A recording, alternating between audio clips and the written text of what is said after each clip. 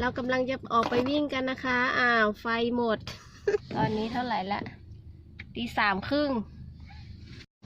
มาไม่ต้องหรอกลูกมาถึงแล้วนะมาวิ่งเนี่ย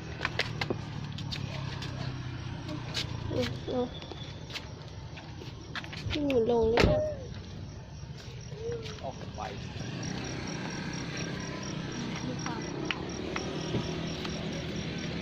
ไม่ไปได้ไหมไม่อยากไปไม่นี่แหละก็พากันนอนดึก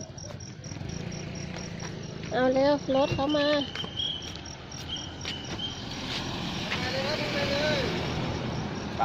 ไปลุยถึงแล้วต้องหนาวอากาศหนาวก็อากาศที่สี่เลย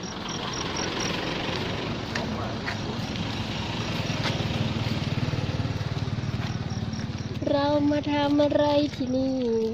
มาซ้อมวิ่ง ไปทางไหนเนี่ยเขาเพิ่งมาต้องไปทางไหนนี่มืดตื่นเราพาเด็กมาวิ่งด้วยนี่ถึงแล้วนะคะป้ายงานวิ่ง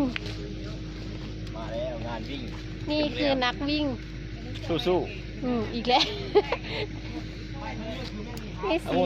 สีแดง10 โลน้ำเงิน5 โลต้องจะพอยืนไปถ่ายรูปเราจะตื่นด่านแรกมันจะไม่ช้าไงพี่โอ้ยไฟแผนใหม่เราได้ไปเรื่อยๆพวกแกดงด้วยไม่ค่อยอยากจะวิ่งเท่าไหร่ต้องไม่ต้องนะมันขี้เกียจไงไม่รู้ว่าก็ไม่ต้องก็อยู่ดูลูกนี่ก็อยากจะวิ่งด้วยคนมันไม่เยอะเท่าไหร่นะนั่นแหละอยู่กับลูกอยู่ไปดูช่วยนี่ไปดูด้วยเพื่อเป็นแรง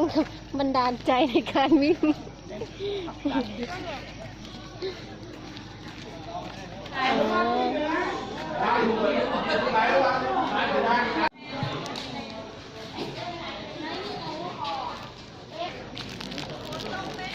นี่เราได้มาแล้วนะคะเบอร์วิ่งของเรา10 กิโล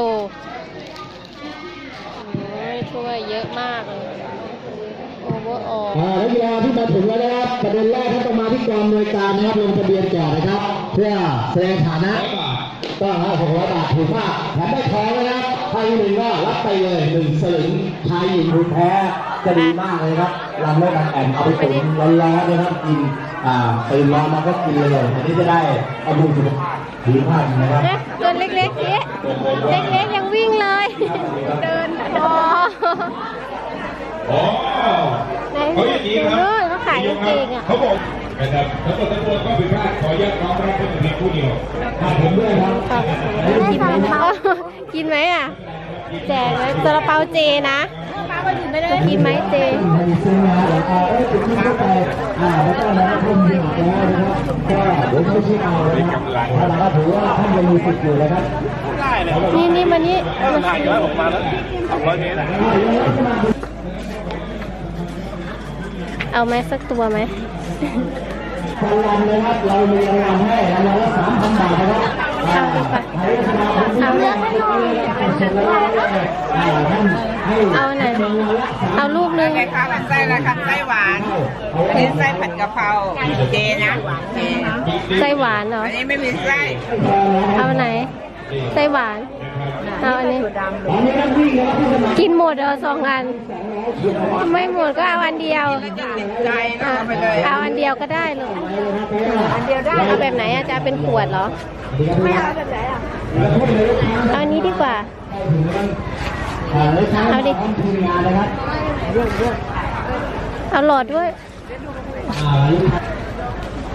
มาแล้วครับมากับคนที่หน้าตาคล้ายกันด้วยนี่มีเงาะด้วยเงาะป่านนะครับเก้าหัวแหวนท่านนะครับยินดีขอต้อนรับนายกชาติปิยะปิตุเตชะด้วยนะครับเจอเนื้อคู่แล้วนางรจนานี่พ่อนะคะ เนี่ยครับคนที่ก่อตั้งกอง เอาแค่ไหว ที่ผมเรียกสั้นๆครับผมชื่นชมท่านนายกไพวัฒน์ นี่กองเชียร์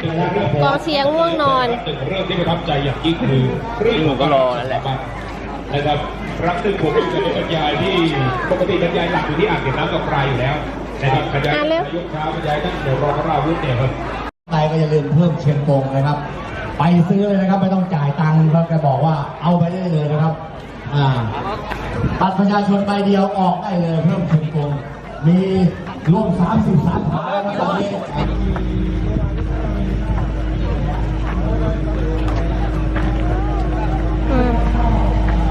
วิ่งไปแล้วซ้อม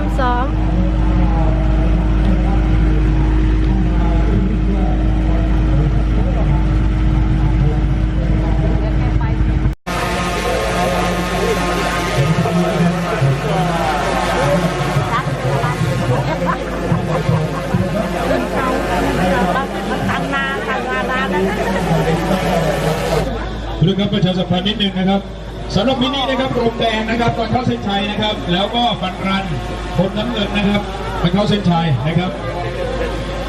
พร้อมไหมครับขอเสียงนักกีฬาหน่อยแล้ว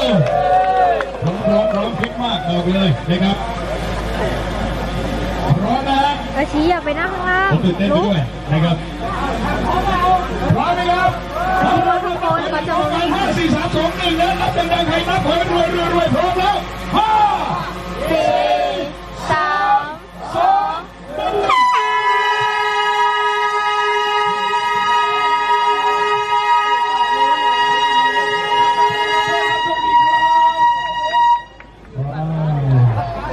สวัสดีนะครับหันไปยิ้มหน่อยครับหันไปยิ้มหน่อยประชาสัมพันธ์ก่อนเข้าเส้นชัยครับรบกวนท่านหยุดหอบแป๊บนึงนะครับ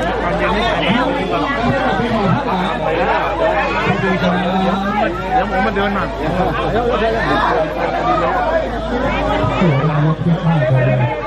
เพื่อขวาครับเพื่อขวาครับขวารับป้ายครับ15 หญิงครับ ที่โหนี่เท่าไหร่ครับ ไม่ได้นะที่อกก็เอาที่5 โอ้ดีเข้าเส้นชัยต้องอย่างนี้ครับอันนี้เรียกเป็น โอ้ยครับ เสียดาย ยินดีต้อนรับนะครับยินดีต้อนรับครับ ดู30 ที่ 4ดิ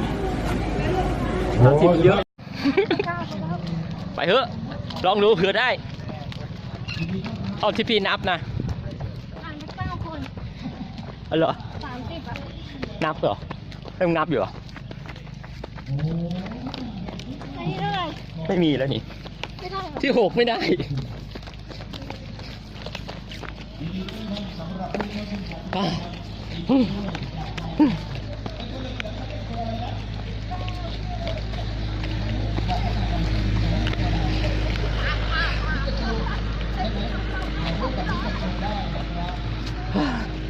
ครับพี่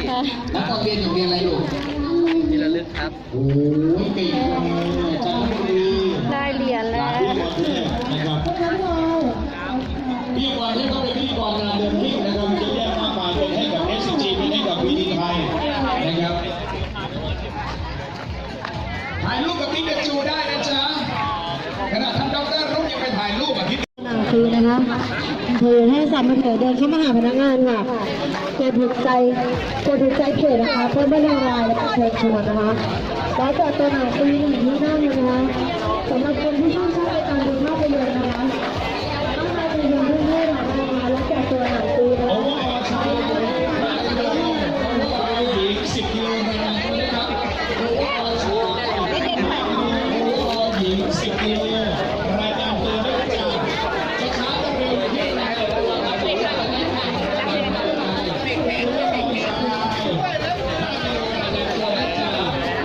หญิง10 กิโลรายการตัวได้จากใครรู้ว่าอย่างไรใจตัวอยู่ครับนี่ระยองเก็บเลย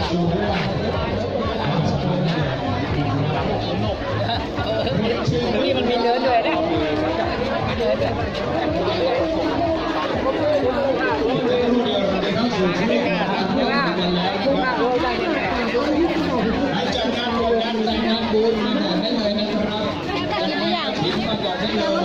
กินน้ำแดง รับชม ได้ค่ะแต่ว่าถ้าอยากได้สนามปีนะคะคนที่มีงานที่ถูกใจถูกกับคนที่มีราคาให้กับปีนะ สีโพทองครับบ้านกาแฟนะครับพี่หนุ่มฝากไป หนึ่งเพื่อนค่ะสนามปีหนึ่งใบค่ะ ชิมได้เลยค่ะพี่ ใส่นมได้เลยค่ะ 27 ตุลาคมประกวดอ่างประดูมินิมาราธอนครั้งที่2นะครับ27 ตุลาคมนะครับวันที่5 ธันวาคมนี่อ่างเก็บน้ำตกจะไปอย่างรวดเร็วจะมอบอย่างรวดเร็วนะครับเดี๋ยวรอให้คณะกรรมการส่งซิกมาครับว่าพร้อมแล้วเท่านั้นเองนะครับเดี๋ยวเราจะเรียนเชิญแล้วก็มอบ หญิงและชายนะครับคนละ1รางวัลเหมือนกันครับ ไหนพี่งูนั่งตรงไหนเราจะกลับแล้วนะคะ นี่พ่อได้ที่เท่าไหร่ที่6ได้ที่6ไม่ได้ถ้วย เขารับ5 เอารับแค่5เมื่อกี้บอกกับแม่ว่าไงจะฝึกวิ่งมาราธอนใช่ไหมเอา5 โลนะ เดี๋ยวกลับไปเพราะ รัตดาวัน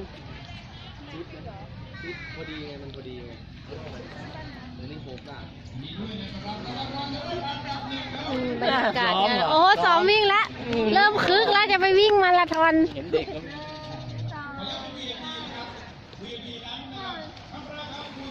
โอ้ยลุงแม่ขอตุ๊กหน่อยขอตุ๊กหน่อย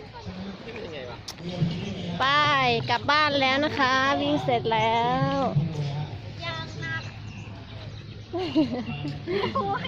ก็เลยไม่กล้าไปถ่ายโอ้ยหนักอ่ะจะไปถ่ายตรงนั้นจ้ะเจ๊ไหนดูดิเจ๊แม่จะถ่ายรูปนี่เรามาถ่ายรูปกับเรือใหญ่นะคะไหนลองดูดิอ้าวก็ อันหน้ามา 1 2 3 4 5ทำอะไร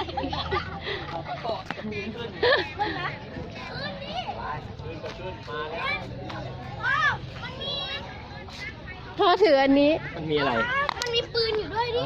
ปืนอยู่ฝั่งนั้นน่ะ เรายังไม่เคยขึ้นก็ต้องขึ้นได้มาแล้ว 412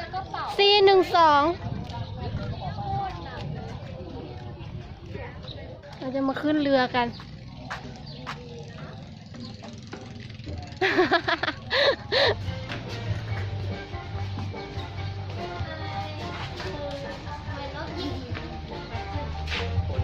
อย่าไปหมุนของเขานะ ด้วย มันไม่ได้ก็ต้องเดินกลับ บรรยากาศ บ้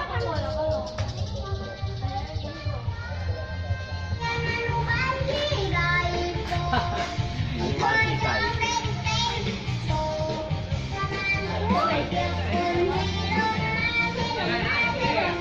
ี่ไงห้องจอดรถ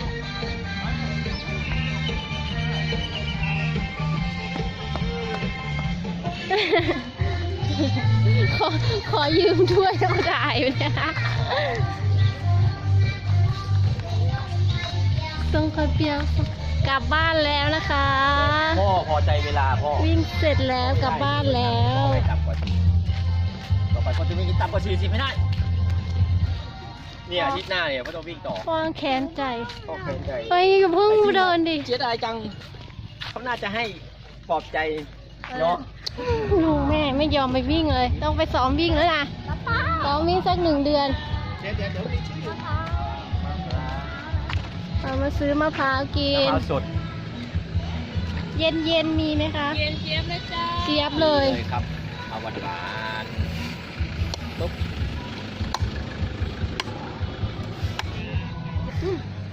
หวานไหมลูก เจี๊ยบๆไปเลย มันจะเจี๊ยบ มันเย็นอ่ะแล้วมันก็หวาน หวานธรรมดา มันก็ปนกันนะที่ มันหวานส้ม เจี๊ยบบ้างไม่เจี๊ยบบ้าง เนื้อนี้ไม่ต้องเอา ไหม เข้ามาพอ ๆ แล้วครับ หวาน นี่คือการเดินทางกลับของพวกเรา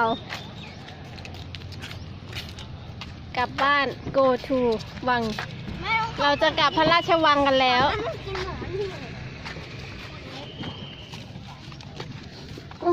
เข้ามาแล้วมาถึงรถแล้วนะคะจะกลับบ้านแล้วนะคะ